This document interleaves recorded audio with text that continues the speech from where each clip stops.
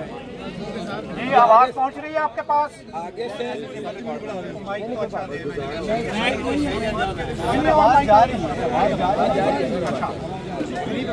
अस्सलाम वालेकुम जी। आज सारे लोग जो इधर इकट्ठे हुए हैं, मेन मकसद ये है हमारा कि एक पाकिस्तान का सबसे बड़ा इंजीनियरिंग डिपार्टमेंट इसे क्लोज किया जा रहा है।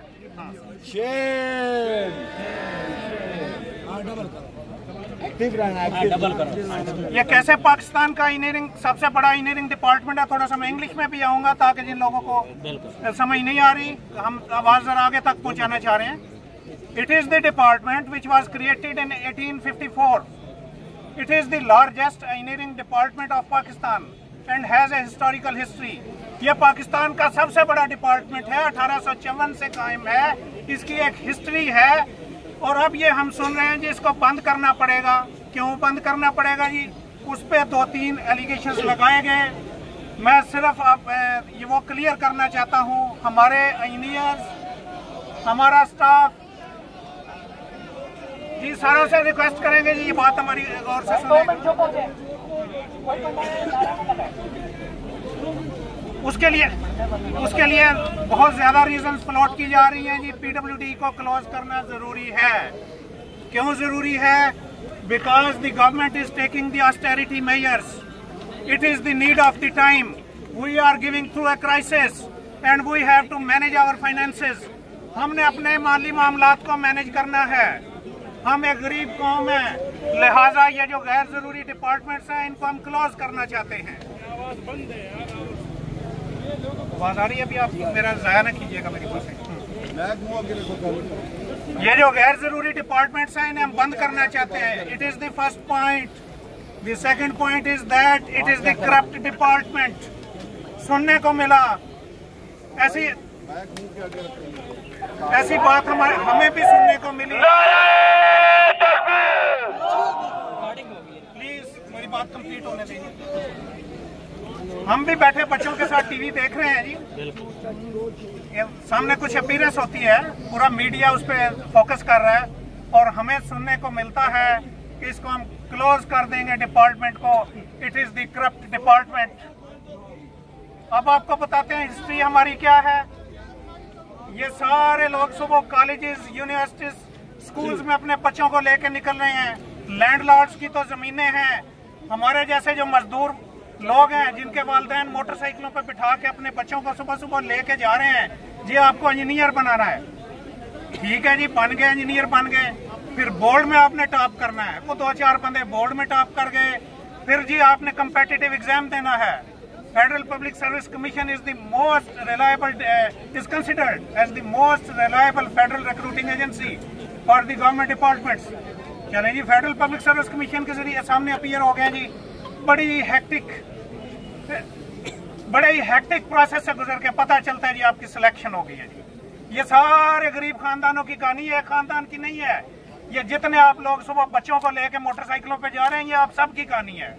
चलें जी, वो गरीब वाले तो खुशी से निडाल हो रहा है और सारी फैमिली में पता चल रहा है जी बेटा इंजीनियर बन गया।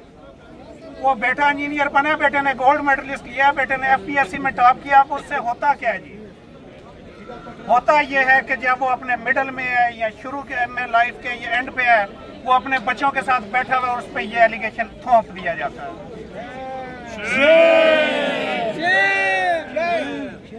ये एलिगेशन उस पे आप थोप रहे हैं। किन पे थोप रहे हैं? ये these are not the common people. Every nation which has to make progress, it has to rely upon its engineering community. जितनी भी कौमों ने तरक्की की है उनको उनके इंजीनियर्स आगे लेके गए हैं।